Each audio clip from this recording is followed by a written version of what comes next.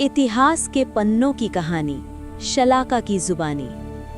मी doctor शलाका तुम्हा सर्वांचं स्वागत करते। शब्दांच्या समिधा आणि इतिहासाची धग असलेला आपला देश, जिथे प्रत्येक दगड एक गोष्ट सांगतो आणि प्रत्येक वास्तू पराक्रमाची साक्ष देते, अशाच काही अनपेक्षित आणि प्रेरणादायी ऐतिहासिक कथा घेऊन मी येत आहे। ऐकूया मातीचा सुगंध आणि श्वासांत भिनलेला इतिहास, फक्त आपल्या कथा शलाका या चॅनलवर। इतिहास साक्षी आहे, जेव्हा जेव्हा या मातीवर परकीयांनी आक्रमण केलं, अन्यायाची, अत्याचाराची परिसीमा गाठली, तेव्हा केवळ मर्दांनीच आपल्या तलवारी परजल्या नाहीत, तर इथल्या बांगड्या भरलेल्या हातांनीही शत्रूचा कोथळा बाहेर काढलाय। आजच्या जागतिक महिला दिनाचे औचित्य साधून मी घेऊन आले अशाच काही अज्ञात रणरागिणींच्या शौर्यगाथा, ज्यांची इतिहासाने एखादा परिच्छेद लिहिण्यापलीकडे दखल घेतली नसेल, पण या देशाची पवित्र माती त्यांच्या त्यागाला कधीच विसरली नाही। तेव्हा तयार रहा, कारण आज मी फक्त कथा सांगणार नाही, तर तुमच्या अंगात क्रांतीचं रक्त सळसळायला लावणार आहे। आपली पहिली वीरांगना आहे अवधची वाघीण, बेगम हजरत महल। लखनौच्या नजाकतीपेक्षा जेव्हा तलवारीची धार अधिक प्रखर होते, तेव्हा जन्म होतो बेगम हजरत महल सारख्या रणरागिणीचा। 1857चा तो रणसंग्राम, जेव्हा इंग्रजांनी अवधचा नवाब वाजिद अली शाहीन यांना कैद करून कोलकात्याला धाडलं, तेव्हा इंग्रजांना वाटलं होतं की आता अवध पोरकं झालंय, पण त्यांना ठाऊक नव्हतं, महालाच्या पडद्याआड एक वाघीण कार होत होती। इतिहासाने 1857च्या युद्धात लढवय्या स्त्री म्हणून झाशीच्या राणीची दखल घेतली, तिला शौर्याच्या मखरात बसवले, पण अवधच्या बेगम हजरत महल यांचे शौर्य चर्चांचा विषय बनले नाही। जेव्हा इंग्रज अधिकारी हेनरी लॉरेन्सने लखनौच्या रेसिडेन्सीला वेढा घातला, तेव्हा बेगम हजरत महल यांनी पदर बाजूला सारला आणि कमरेला तलवार बांधली। त्या स्वतः हत्तीवर स्वार होऊन रणमैदानात उतरल्या।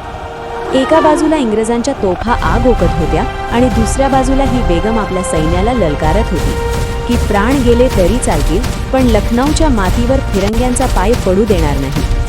10 महिने, तब्बल 10 महिने त्यांनी इंग्रजांना लखनौमध्ये नाकीनऊ आणले। इंग्रजांनी त्यांना शरण येण्यासाठी राजशाही पेन्शन आणि माफीची ऑफर दिली, पण बेगम हजरत महल यांनी त्या कागदावर थुंकून उत्तर दिलं, आम्हाला तुमची भीक नको, आम्हाला आमचं स्वातंत्र्य हवंय। अशा या बेताज बादशाह स्त्रीला मानाचा मुजरा। आपली पुढची रणरागिणी आहे ॲनी बेझंत। वर्ष होतं 1917। पहिल्या महायुद्धाची धग जगभर पसरली होती। ब्रिटिश सरकार भारतीयांवर जुलूम करत होतं आणि त्याच वेळी एक परदेशी महिला, जिचा वर्ण गोरा होता पण आत्मा पूर्णपणे भारतीय होता, ती ब्रिटिश साम्राज्याला ललकारत होती। त्या होत्या ॲनी बेझंत। त्यांनी घोषणा केली होती की भारत आता भीक मागणार नाही, तर स्वतःचा हक्क मागणार। त्यांच्या होम रूल चळवळीने संपूर्ण देश पेटून उठला। ब्रिटिश सरकार हादरलं। शेवटी त्यांना ओटीमध्ये नजरकैदेत टाकण्यात आलं।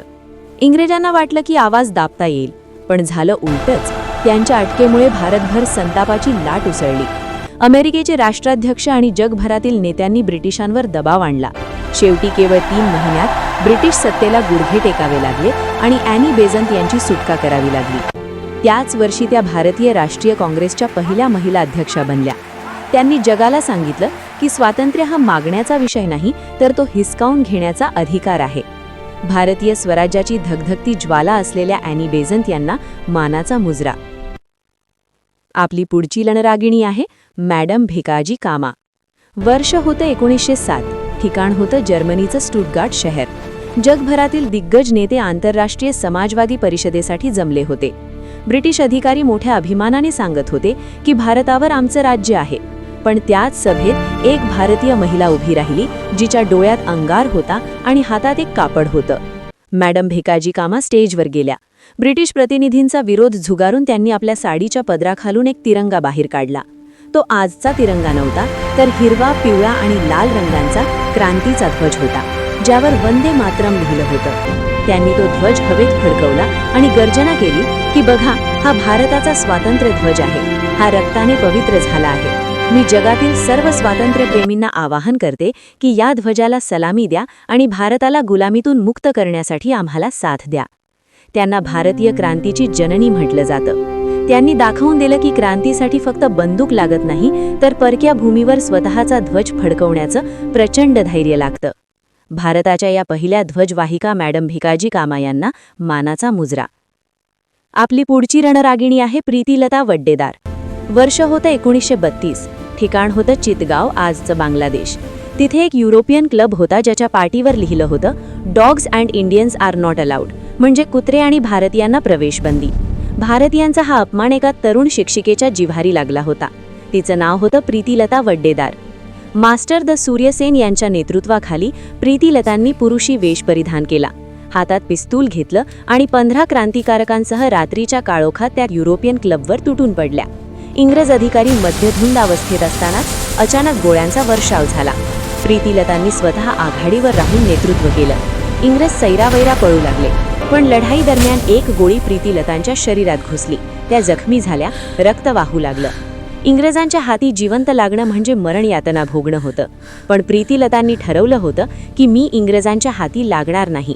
त्यांनी आपल्या खिशातून पोटॅशियम सायनाइड काढलं आणि हसत हसत मृत्यूला कवेत घेतलं. वयाच्या अवघ्या 21व्या वर्षी त्यांनी मातृभूमीसाठी स्वतःचं बलिदान दिलं.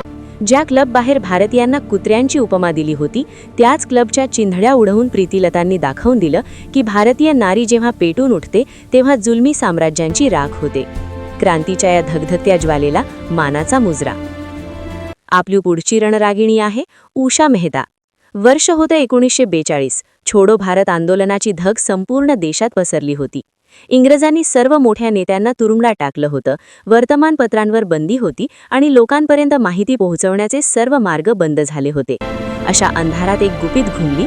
दिस is Congress radio calling on 42.34 metres from somewhere in India. Usha Mehta आणि त्यांच्या सहकाऱ्यांनी ब्रिटिश पोलिसांना गुंगारा देण्यासाठी मुंबईत एका गुप्त ठिकाणी आझाद रेडिओ केंद्र सुरू केलं होतं. दररोज रात्री हे केंद्र आपली जागा बदलत असे. कधी गिरगाव, कधी कळांबादेवी, तर कधी ग्रँड रोड. पोलिसांच्या गाड्या सायरन वाजवत गल्ली गल्लीत फिरत असत, पण उषाजींच्या आवाजाचा पत्ता त्यांना लागत नव्हता.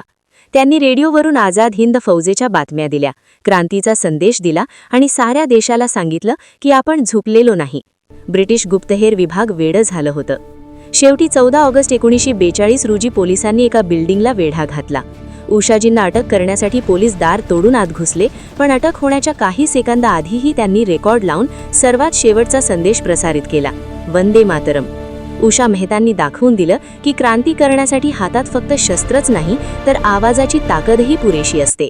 ज्या आवाजाने ब्रिटिशांची झोप उडवली, त्या रेडिओवाली बाईला आज आपण विसरलो आहोत का? भारतीय क्रांतीचा गुप्त आवाज उषा मेहता यांना मानाचा मुजरा. आपली पुढची रणरागिणी आहे कॅप्टन डॉक्टर लक्ष्मी सेहगल. जगाच्या इतिहासात असं खूप कमी वेळा घडलंय की स्त्रियांचे एक पूर्ण सैन्यदल प्रत्यक्ष युद्धभूमीवर रक्ताची होळी खेळायला उतरले. आणि या अभूतपूर्व साहसाचं नाव होतं झाशीची राणी रेजिमेंट, जिचे नेतृत्व करत होत्या एक तरुण डॉक्टर ज्यांनी विलासी जीवन सोडून मृत्यूशी 2 हात करणं स्वीकारलं होतं. त्या होत्या कॅप्टन लक्ष्मी सेहगल. 1943 साली सिंगापूरमध्ये नेताजी सुभाषचंद्र बोस यांनी आझाद हिंद फौजेची घोषणा केली होती. पण जेव्हा त्यांनी महिलांच्या रेजिमेंटचा विचार मांडला तेव्हा अनेकांना ती अशक्य वाटलं. पण लक्ष्मी सेहगल पुढे आल्या. त्यांनी शेकडो महिलांना एकत्र केलं. त्या केवळ नावाला कॅप्टन नव्हत्या, त्या प्रत्यक्ष रणमैदानात उतरल्या. बर्माच्या घनदाट जंगलात भर पावसात आणि चिखलात अंगावर गोळ्यांचा वर्षाव होत असताना त्या आपल्या सैन्याला ललकारत होत्या. इंग्रजांच्या आधुनिक शस्त्रास्त्रांसमोर या रणरागिणी फक्त हिमतीच्या जोरावर लढत होत्या. मे 1945 मध्ये जेव्हा इंग्रजांनी त्यांना वेढलं तेव्हा त्यांनी शस्त्र टाकलं नाही, त्या शेवटच्या क्षणापर्यंत लढत राहिल्या. अटकेनंतर जेव्हा त्यांना विचारण्यात आलं की तुम्ही हे का केलं, तेव्हा त्यांचं एकच उत्तर होतं, माझ्या देशाच्या स्वातंत्र्यासाठी मी एकदा काय 1000 वेळा मरायला तयार आहे. डॉक्टर म्हणून त्या प्राण वाचवू शकत होत्या, पण कॅप्टन म्हणून त्यांनी देशासाठी प्राण देणं स्वीकारलं. आझाद हिंद फौजेची ही वाघीण आजही प्रत्येक भारतीय स्त्रीसाठी ऊर्जेचा स्रोत आहे. क्रांतीच्या या थोर सेनानीला कॅप्टन लक्ष्मी सेहगल यांना मानाचा मुजरा. ही काही प्रातिनिधिक उदाहरणे आहेत ज्यांचे कर्तृत्व पुस्तकाच्या काही ओळींच्या पलीकडे गेले नाही. अशा हजारो स्त्रिया आजही इतिहासाच्या गडद काळोखात हरवल्या आहेत. आजच्या या महिला दिनाच्या निमित्ताने आपण त्या सगळ्या रणरागिणींच्या धैर्याचे, शौर्याचे, कर्तृत्वाचे आणि त्यागाचे साक्षीदार होऊया. जागतिक महिला दिनाच्या निमित्ताने या अनाम वीरांगनांच्या स्मृतीस माझा मानाचा मुजरा.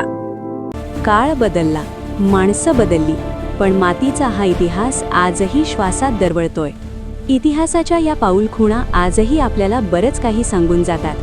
ही कथा तुम्हाला कशी वाटली हे कमेंट्समध्ये नक्की सांगा.